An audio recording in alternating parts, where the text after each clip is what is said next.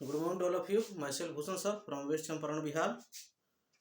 मैं उम्मीद करता हूँ कि आप लोग बिल्कुल अच्छे होंगे, स्वस्थ होंगे, तंदुरुस्त होंगे। मैं भी आप लोग के बीच बिल्कुल अच्छा हूँ, स्वस्थ हूँ और तंदुरुस्त हूँ। मैं ए ज्योमेट्री में एक टॉपिक लेकर आया हूँ, जिस टॉपिक का नाम है समलंब चतुर्भुज। आज इसे हम लोग बहुत डीपली और डिटेल्स में जानेंगे, जो कि ये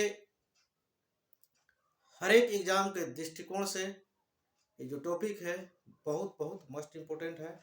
यदि इसके विशेषता, इसके गुण के बारे में, इसके क्वालिटी और क्वांटिटी के बारे में हम लोग नहीं जानते हैं, तो शायद उम्मीद किया जाए कि हम लोग से क्वेश्चन एग्जाम में सॉल्व हो पाए। तो बेहतर होगा कि हम लोग इसके क्वालिटी और क्वांटिटी के बारे में जानें, और उसके बाद से हम लोग इसे अच्छा से, इससे संबंधित जो भी क्वेश्चन होगा अच्छा से सॉल्व कर पाएंगे। तो ठीक है, पहले फर्स्ट हम लोग जाने कि समलंब चतुर्भुज कहते किसे हैं।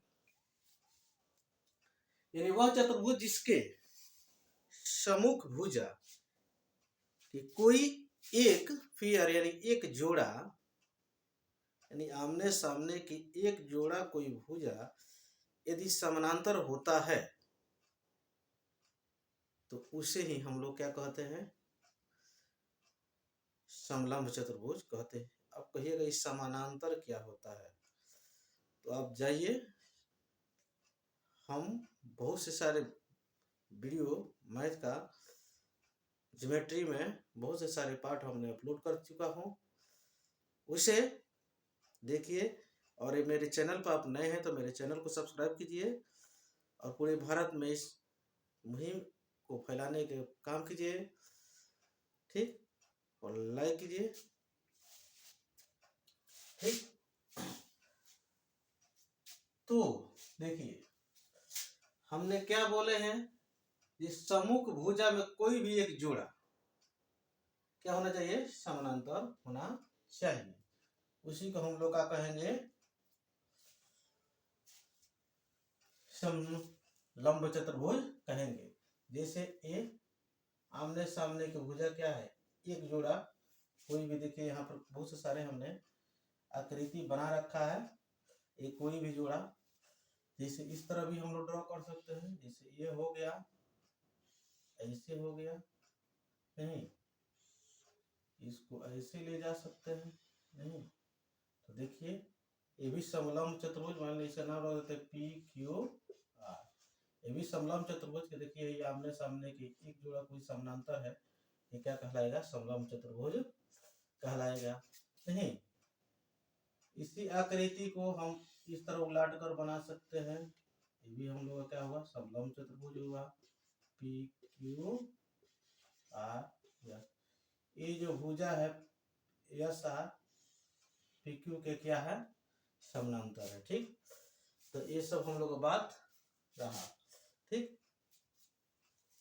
इस आकृति के हिसाब से हमने क्या किया है, यहाँ पर ये भी समानांतर टीसी लिख दिया है, इसमें पी क्यू आर है, यहाँ पर यस हो जाएगा, इसमें पी आर समानांतर यस की हो जाएगा, इसमें पी क्यू समानांतर यस आर हो जाएगा, ठीक। उसके बाद से अगला गुण हम लोग को क्या होता है, पहले समानांतर हम लोग समझिए, दूसरा का देखिए, इसमें क्या होता है एओ, यानी इसका जो ए से ओ तक का रेशियो और ओ से सी तक का रेशियो, बी से ओ तक का रेशियो और ओ से डी तक का रेशियो जो होता है, क्या होता है, बराबर होता है। अब इसी चीज को लाके भी लिख सकते हैं, एओ बाई ओसी है तो ओसी बाई एओ भी हो सकता है, बीओ बाई ओडी है तो ओडी बाई बीओ भी हो सकता है, कोई दिक्कत नहीं है, ठीक। अगर इस तरह भी कहीं क्वेश्चन में हम लोग मांग रहा है तो इसका भी अप्लाई कर सकते हैं, इस तरह मांग रहा है तो इसका भी अप्लाई कर सकते हैं, कोई दिक्कत। अब देखिए उसके बाद से अगला हम लोग को टॉपिक निकल के आता है क्या, समलंब चतुर्भुज का क्षेत्रफल क्या होता है। एक समलंब चतुर्भुज के दो क्षेत्रफल निकाला जाता है दो तरीके से, एक होता है 1/2, पहला विकर्ण गुणे दूसरा, यानी d1 × d2, यानी डी से डायगोनल होता है, यानी अगर मान लीजिए कोई समलंब चतुर्भुज है, उसमें विकर्ण यदि दिया हुआ है, दोनों विकर्ण की लंबाई अगर दिया हुआ है, यानी विकर्ण इसको बोलते हैं, डी से बी तक लेके दूरी और ए से सी तक लेके दूरी को हम लोग क्या बोलते हैं, विकर्ण बोलते हैं।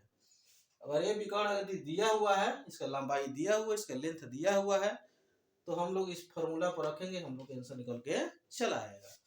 नहीं तो हम लोग अगला फॉर्मूला अप्लाई करेंगे।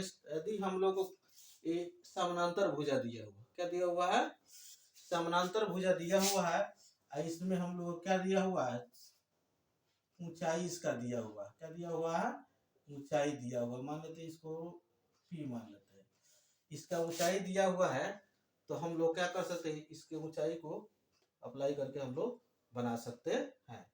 ठीक, अब देखिए अगला हम लोग टॉपिक क्या आता है, EF, क्या है EF अगर निकालना है तो AB प्लस CD बाई 2 कर देंगे। यानी कहने का मतलब है ये जो भुजा है AD, इसका मध्य बिंदु, ये जो भुजा है BC, इसका मध्य बिंदु को जो मिलाने वाला रेखा होता है, जिसको बोलते हैं क्या, माध्यिका बोलते हैं। क्या बोलते हैं, माध्यिका। इस माध्यिका को निकालना होगा, तो समानांतर भुजा यदि हम लोग को मालूम है, तो दोनों का योग करके 2 से अगर हम डिवाइड कर देते हैं, भाग दे देते हैं, तो हम लोग को माध्यिका निकल के चला आता है। जो कि एग्जाम में बहुत बार ये समानांतर भुजा दे देगा, माध्यिका पूछ देता है, तो हम लोग आके फंस जाते हैं। फॉर्मूला एकदम इजी है, इसको लगाएंगे हम लोग आंसर निकल जाएगा। अब देखिए अगला हम लोग टॉपिक क्या आता है कि समलंब चतुर्भुज की सभी भुजाओं को क्रमागत मध्य बिंदु को मिलाया जाए, तो जो आकृति बनकर आएगा वो समानांतर चतुर्भुज होता है। जैसे मैंने यहाँ पर ऑलरेडी बना दिया हूँ। जैसे देखिए समलंब चतुर्भुज है, ठीक, इसके मध्य बिंदु है, इसको हमने मिलाया तो क्या निकल के आया, समानांतर निकल के। देखिए इसके समानांतर ये होगा, इसके समानांतर ये होगा, तो दिक्कत, तो इसको हम लोग क्या कहेंगे, समानांतर चतुर्भुज कहेंगे। कोई दिक्कत। अब देखिए अगला हम लोग को टॉपिक क्या आता है, समलंब चतुर्भुज के विकर्ण के मध्य बिंदु को मिलाने वाले रेखाखंड की लंबाई। यानी ये तो ABCD हम लोग समलंब चतुर्भुज हो गया।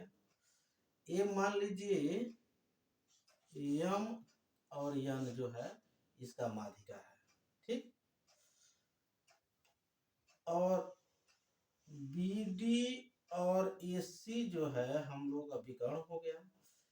ये विकर्ण माध्यिका का जिस बिंदु पर काटती है, ये भी लंबाई पूछ देता है। ये दोनों विकर्ण माध्यिका की कितनी लंबाई पर काट रही है, तो उसके लिए फॉर्मूला क्या होता है, यदि उसमें भी यही है, यदि समानांतर भुजा दी गई हो, नहीं समानांतर भुजा दी गई हो और तब P और Q तक लेके दूरी पूछता हो, तो हम लोग लगाएंगे PQ बराबर 1/2 DC माइनस AB। जैसे हम लोग एग्जाम्पल में कर सकते हैं, जैसे मान लीजिए है ऊपर वाला दे दिया है 10, नीचे वाला दे दिया है 20, नहीं, तब P से Q तक दूरी पूछ दिया है, तब PQ बराबर क्या हो जाएगा, ये 20 माइनस 10/2, ठीक, यानी घर के निकल के चला जाएगा कितना, 10/2। अभी कट जाएगा कितना मत में, 5 बार में चला जाएगा, यानी 5। तो मान लीजिए यहाँ पर देख लीजिए सेंटीमीटर दिया होगा सेंटीमीटर, मीटर दिया तो मीटर में आप जो भी यूनिट दिया है उसमें आप लिख सकते हैं। इसका भी एग्जांपल देख लें। मान लीजिए अगर ये दे दिया है आपको 30 सेंटीमीटर, ये आपको दे दिया है 40 सेंटीमीटर, नहीं, अब उसके बाद से इसका माध्यिका पूछ दिया है, बस दोनों को जोड़ेंगे। मान लीजिए EF हमको निकालना है, यानी माध्यिका निकालना है, 30 प्लस 40 करेंगे, सॉरी 40 करेंगे, 2 से भागा देंगे, 40 से 70, अब भाई 2 कट के हम लोग कितना निकल गया, 35 सेंटीमीटर निकल के चला है। माध्यिका हम लोग निकल गया 35 सेंटीमीटर। कोई दिक्कत? अब देखिए यहाँ पर जो भी है ये हम लोग का क्या हुआ है, ये समलंब चतुर्भुज का ये आकृति है। यदि डायरेक्ट इस तरह लंब पड़ सकता है नहीं, 2 ठो भुजा बराबर हो सकता है या आमने सामने एक समानांतर होना चाहिए। 2 ठो भुजा अगर बराबर है तो जाहिर सी बात इसके बीच की जो कोण होगा ये बराबर होगा। कोण बराबर है तो इसके सामने के भुजा बराबर होगा। अब देखिए यहाँ पर एक नोट में हम लिख दिए हैं, जो नोट में क्या है कि सभी वर्ग आयत समांतर सम चतुर्भुज समलंब होता है। यानी सभी वर्ग, तो वर्ग देख लीजिए यहाँ पर हम बना दे रहे हैं। वर्ग हम लोग पहले ही पढ़ चुके हैं। हम लोग जो वर्ग होता है नहीं, उसके आमने सामने के सभी भुजाएं, आमने सामने का सभी भुजाएं इसकी कथी बराबर ए बी सी और डी। ठीक, और इसको कहते हैं, और उसके बाद में आयत। देखिए आयत में पी क्यू आर एस, आयत के आमने सामने की भुजा क्या होती है, बराबर होती है। समांतर चतुर्भुज देख लीजिए, ए बी सी डी। समांतर चतुर्भुज में आमने सामने की भुजा क्या होती है, बराबर होती है। सम चतुर्भुज देख लीजिए, नहीं, सम चतुर्भुज में सभी भुजाएं कथी होती है, आपस में बराबर होते हैं, पी क्यू आर एस। तो देखिए जैसे हमने लिखा है जो सभी वर्ग, सभी आयत, सभी समांतर चतुर्भुज, सम चतुर्भुज समलंब होता है। यानी समलंब का अर्थ जैसे इसका संधि समलंब नहीं, तो इसका संधि अगर हम करते हैं संधि विच्छेद तो सम प्लस लंब होगा नहीं। तो सम माने हम लोग जानते हैं का बराबर, क्या, प्लस लंब का मतलब तो लंब जानते ही हैं आप लोग नहीं। यानी जैसे मान लीजिए हम यहाँ पर लंब डाल दिए और यहाँ पर भी एक लंब डाल दिए नहीं, नहीं, अब इसके बीच में कितना हो हम लंब डालें तो सभी लंब जो हो वो क्या हो, बराबर में हो, बराबर लेंथ में हो, बराबर लंबाई में हो, तो वही हम लोग का कहलाता है समलंब कहलाता है। जैसे हम लोग इसमें भी देख ले, अगर यहाँ पर अगर यहाँ से यहाँ तक 4 सेंटीमीटर तो इधर भी तो 4 होगा नहीं, तो इसके बीच में जितना भी हम लोग लाइन मार दे नहीं, वो सब क्या होना चाहिए, 4-4 सेंटीमीटर, तभी समलंब कहलाएगा। और ये हमने सामने भुजा बराबर कराएगा और वर्ग कहलाएगा। इसमें भी चाहे इधर से मारिए चाहे इधर से मारिए, क्योंकि आमने सामने भुजा बराबर भी होता है, समानांतर भी होता है। ठीक, तो यहाँ पर अगर मान लीजिए ये भी 4 सेंटीमीटर, ये भी 4 सेंटीमीटर, तो इधर कहीं भी आप लाइन मारिए, लंब गिराइए ऊपर से नीचे तक, तो क्या होगा, 4 सेंटीमीटर होगा, यानी लंब सब बराबर होगा, इसलिए सब लंब बोलते हैं। इसमें भी इस पर यहाँ से यहाँ तक लंब हम लोग मार सकते हैं, इसमें भी यहाँ से यहाँ तक लंब मार सकते हैं नहीं। तो इसके बीच में जितना भी हम लोग, अगर ये लंब अगर 4 हो गया, ये भी लंब यदि 4 हो गया, इसके बीच में जितने भी हम लोग लंब मारेंगे, यानी यहाँ से यहाँ तक के बीच में, यहाँ से यहाँ तक के बीच में, तो समझिए सब की लंबाई क्या होगा, बराबर होगा। उसके बाद से मान लीजिए इसमें भी यहाँ इस पर हम लंब मार सकते हैं, इस पर हम लंब मार सकते हैं नहीं। ठीक, अब उसके बाद से क्या होता है, इसके लंबाई अगर हम नापते हैं, अगर ये 4 है, ये भी 4 होना चाहिए, इसके बीच में जितना भी हमारी वो सब 4-4 होते जाएगा। ठीक, इसी दृष्टिकोण से इसको समलंब चतुर्भुज भी कहा जा सकता है। ठीक, ये तो समलम्ब है ही है। नहीं, मैं उम्मीद करता हूँ कि आप लोग को इस समलम्ब चतुर्भुज के बारे में बिल्कुल अच्छे से समझ में आ गया होगा। ये जो कंटेंट बहुत मेहनत के द्वारा तैयार किया जाता है, मैं उम्मीद करता हूँ कि आप लोग इसका लाभ उठाने का प्रयास करेंगे, और आप ही नहीं, भारत में जो भी इसके जरूरतमंद लोग हैं वहां तक आप पहुंचाने का काम करेंगे। मैं जल्द इसके अगले पार्ट लेकर, ज्योमेट्री के अगले पार्ट लेकर आ रहा हूं, जो कि एक पतंग चतुर्भुज के नाम से आप लोग जानते हैं, उसके डिटेल्स के बारे में हम लोग जानेंगे क्या होता है। तब तक के लिए जय हिंद, जय भारत।